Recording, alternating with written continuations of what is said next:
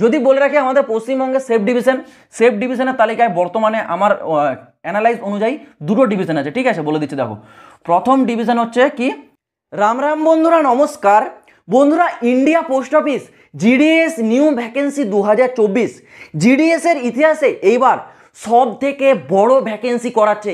44,228 total number of vacancy এইবার আছে, যেটা জিডিএসের ইতিহাসে সব থেকে বড় ভ্যাকেন্সি একেবারে জারি করা হয়েছে না, 44,228। এই ভ্যাকেন্সি যে অ্যাপ্লাই করার জন্য তোমরা যে ম্যাক্সিমাম ক্যান্ডিডেটরা কমেন্ট করছো, দাদা আমার 60% আছে, কেউ বলছে দাদা আমার 65 আছে, কেউ বলছে 70 আছে, এই পার্সেন্টেজে আমরা কি অ্যাপ্লাই করতে পারবো? কারণ এখানে যে কাট অফ সেটা অনেক হাই যায়, 99, 95, 98 এইরকম কাট অফ যায়। তাহলে এত কম পার্সেন্টেজে আমরা কি অ্যাপ্লিকেবল আছি? এই প্রশ্নের উত্তরটাও তোমরা পাবে। এবার তোমাদের যে সব থেকে বড় ডাউট, আমাদের ওয়েস্ট বেঙ্গলে সেফ ডিভিশন কোনগুলো, মানে এইবার 2024 সালে জিডিএসে আমাদের পশ্চিমবঙ্গের কোন ডিভিশনগুলোতে কাট অফ একটু কম যাওয়ার সম্ভাবনা আছে, সেটাও আমি তোমাদেরকে বলে দেবো যে আমাদের এইবার ওয়েস্ট বেঙ্গলে সেফ ডিভিশনের তালিকায় কোন কোন ডিভিশন আছে, এটাও আমি তোমাদেরকে ক্লিয়ার করে বলে দেবো, যাতে এই বিষয়গুলো নিয়ে তোমাদের আর কোনো প্রকার ডাউট না থাকে। ধৈর্য সহকারে ভিডিওটা একটু কমপ্লিট দেখো, পুরো জিনিসটা বুঝতে পারবে। প্রথমে বলে রাখি তোমাদের পার্সেন্টেজের বিষয়টা। দেখো, এখানে কেউ কমেন্ট করছো দাদা আমার 60%, 65% আমরা কি অ্যাপ্লাই করতে পারবো? তোমাদেরকে একটাই কথা বলবো, এখানে যদি ন্যূনতম তুমি যেই ক্যাটাগরি হও না কেন 50% যদি নাম্বার থাকে, ডেফিনেটলি ফর্মটা অ্যাপ্লাই করো। কারণ জিডিএসের তরফ থেকে কোনো পার্সেন্টেজ নির্ধারিত করা হয়নি।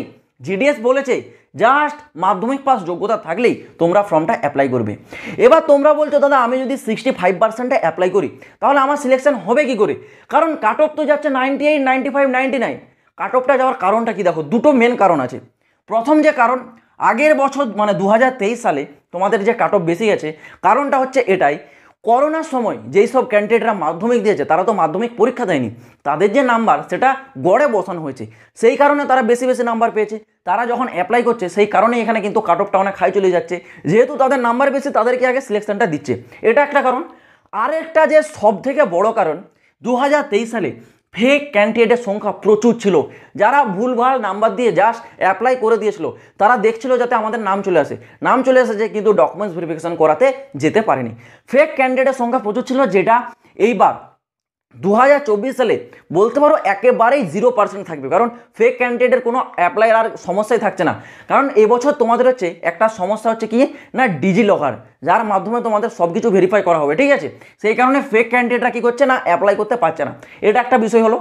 এই বিষয়টার জন্য এইবার 2024 সালে তোমাদের কাট অফ 2023-এর অনুযায়ী একটু কিছুটা হলেও কম তোমরা দেখতে হবে, 1 থেকে 2% হলেও কিছুটা হলেও তোমরা কম দেখতে হবে 2023 সালের তুলনায়। কারণ এই বছর ফেক ক্যান্ডিডেটের সংখ্যা বলতে পারো একেবারে 99.9%, ঠিক আছে? ফেক ক্যান্ডিডেটকে পুরো এখান থেকে মুছে ফেলে দেওয়া হয়েছে। সেই ক্ষেত্রে তোমরা যদি মিনিমাম 50% নাম্বার নিয়ে মাধ্যমিকটা পাস করে থাকো, ভাই ডেফিনেটলি অ্যাপ্লাই করো। আমি বলে রাখছি 60%, 65% তো অনেক বেশি, ন্যূনতম 50% থাকলেও অ্যাপ্লাই করো, ঠিক আছে? কারণ তোমাদের কখন কোথায় কি করে সিলেকশন হবে সেটা আগে থেকে কেউই বলতে পারে না। এখানে তোমাদের কটা লিস্ট জারি হয় 2023 সালে? 7টা লিস্ট জারি হয়েছিল। তোমাদের যদি 1 নম্বর লিস্টে নাম না আসে কোনো ব্যাপার নেই, সেকেন্ড লিস্ট চেক করবে, সেকেন্ড লিস্টে না আসলে 3 নম্বর লিস্ট চেক করবে, 3-এ না আসলে 4 নম্বর, এইরকম করে 7টা লিস্ট আসে ভাই, ঠিক আছে? 2023 সালে এসেছিল।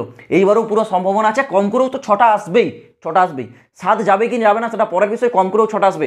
তো 6 নম্বর মেরিট লিস্ট পর্যন্ত তোমরা তোমাদের চেক করে দেখতে পারো, যে কোনো না যে কোনোতে একটা নাম আসতেই পারে, ঠিক আছে? এটা কেউ কিন্তু তোমাদেরকে আগে থেকে নির্ধারিত করতে পারবে না। তুমি যদি ফর্মটা অ্যাপ্লাই করো তাহলে তোমার কাছে 50% চান্স থাকবে সিলেক্ট হওয়ার, আর 50% চান্স থাকবে সিলেক্ট না হওয়ার, ঠিক আছে? আর তুমি যদি ফর্মটা না অ্যাপ্লাই করো তাহলে তোমার কাছে 0% চান্স, মানে কোনো চান্সই নেই, তুমি তো ফর্মই অ্যাপ্লাই করোনি। তাহলে ভাই শুধু বসে থাকার চেয়ে ফর্মটা অ্যাপ্লাই করা অনেক বেটার।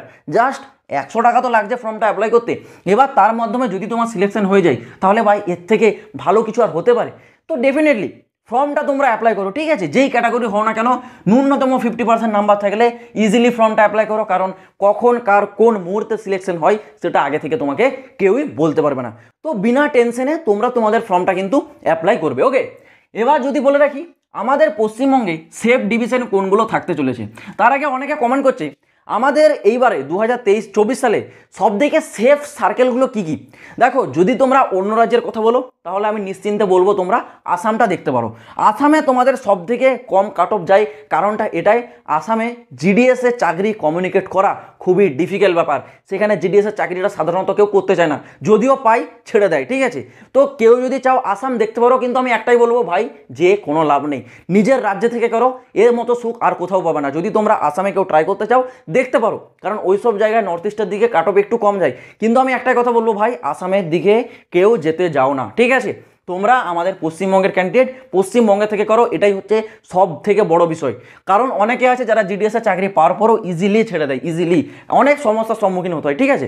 তো যাই হোক, এবার বলি আমাদের পশ্চিমবঙ্গে সেফ ডিভিশনের তালিকায় কি কি আছে।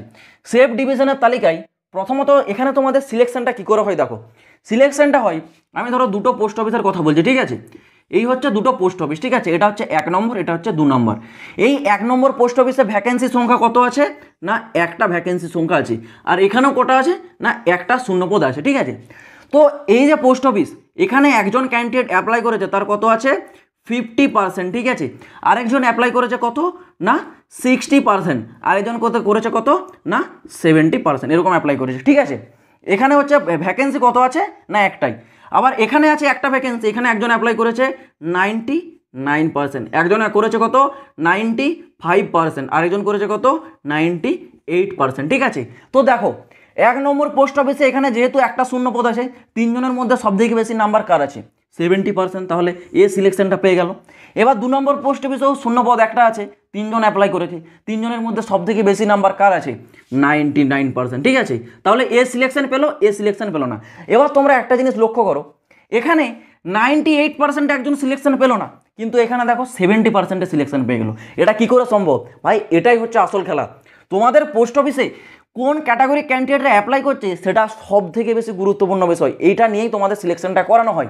তোমরা এখানে প্রমাণ দেখতে পাচ্ছ, একজন এখানে কিন্তু 70% সিলেকশন পেয়েছে, কিন্তু এখানে দেখো 98, 95 এরা সিলেকশনটা পেলো না। তাহলে 70 কম নাম্বারে কী করে সিলেকশন পেলো? এটার জন্য আমি তোমাদেরকে বলছি ভাই, যাই পার্সেন্টেজ থাকুক না কেন তোমরা ফর্মটা অ্যাপ্লাই করো, ওকে? যদি বলে রাখি আমাদের পশ্চিমবঙ্গের সেফ ডিভিশনের তালিকায় বর্তমানে আমার অ্যানালাইজ অনুযায়ী দুটো ডিভিশন আছে, ঠিক আছে? বলে দিচ্ছি দেখো। প্রথম ডিভিশন হচ্ছে কি দার্জিলিং, ঠিক আছে? প্রথম ডিভিশনটা তোমাদের হচ্ছে দার্জিলিং, এটা হচ্ছে তোমাদের প্রথম ডিভিশন। আর দ্বিতীয় ডিভিশন আছে কি, দ্বিতীয় ডিভিশনটা তোমরা দেখে নাও, পুরুলিয়া, ঠিক আছে? পুরুলিয়া, এটা হচ্ছে তোমাদের দ্বিতীয় ডিভিশন। এই দুটো ডিভিশন কেন সেফ বলছি, কারণ দার্জিলিং ডিভিশনটা ভাই পাহাড়ি এলাকা, এখানে অনেকে জিডিএসের চাকরিটা করতে চায় না, কারণ এখানে জিডিএসের চাকরি করা খুবই একটা মানে বলতে পারবো টাফ বিষয়, ঠিক আছে? এখানে অনেকে আছে যারা জিডিএসের চাকরি করার পরেও ছেড়ে দিয়ে চলে আসছে, কারণ এই জায়গাটা সেরকমই পাহাড়ি এলাকা, রাস্তাঘাট খুবই খারাপ, ঠিক আছে? উপরে উঠতে হবে, নিচে নামতে হবে, এই কারণের জন্য এখানে অনেক কম ক্যান্ডিডেট অ্যাপ্লাই করে, যারা চাকরি পায় তারা ছেড়েও চলে আসে। এই জায়গাটা সেফ হতে পারে। আর সেম কন্ডিশন হচ্ছে পুরুলিয়ার ক্ষেত্রেও, পুরুলিয়ার জায়গাটাও খুব একটা সেইভাবে দেখতে গেলে অতটা মানে ভালো এলাকা নয়, ওটাও একটা রুরাল এলাকা, ঠিক আছে?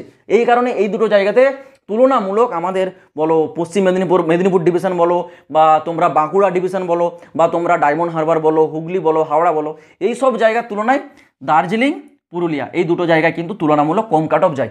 এবার কাট অফটা 100% কম যাবে এমন কিন্তু একদমই নয়, কারণ এখানে এই বিষয়ের ওপর কিন্তু সিলেকশনটা করানো হয়। সেই ক্ষেত্রে তোমরা এই জায়গাগুলোতে ট্রাই করে দেখতে পারো, কারণ এই জায়গাগুলোতে চাকরি করলে খুবই ডিফিকাল্ট একটা ব্যাপার হয়ে দাঁড়ায়, ঠিক আছে? সেই জন্য ম্যাক্সিমাম ক্যান্ডিডেট কিন্তু এখানে চাকরি করতে চায় না, সেই কারণে এই জায়গাগুলোতে তুলনামূলক কাট অফ একটু কম যায়, যেটা আমরা 2023 সালে সবাই দেখেছি।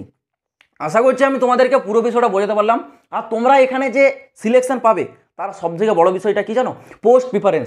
ফর্ম অ্যাপ্লাইয়ের সময় তোমাদেরকে পোস্ট প্রিফারেন্স কিন্তু খুব ভালো করে দিতে হবে। যারা ফর্ম অ্যাপ্লাইয়ের ভিডিওটা দেখোনি, আমি এই চ্যানেলে ভিডিওটা দিয়ে রাখছি, তোমরা ফর্ম অ্যাপ্লাইয়ের ভিডিওটা দেখো।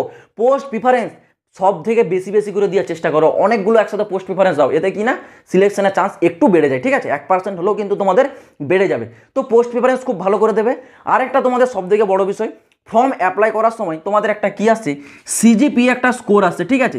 সিজিপি এরকম টাইপের একটা স্কোর তোমাদের আসছে।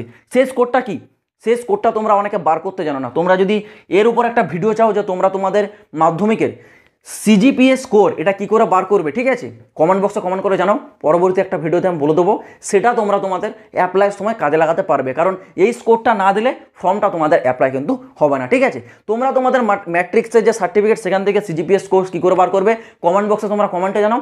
পরবর্তী একটা ভিডিওতে এই বিষয় নিয়ে তোমাদের সাথে আলোচনা করে দেবো। তো আশা করছি আমি পুরো বিষয়টা বলতে পারলাম। আজ ভিডিওটা এই পর্যন্ত, দেখা হচ্ছে আবার পরের ভিডিওতে নতুন কোনো আপডেটের সাথে। জয় হিন্দ, বন্দে মাতরম।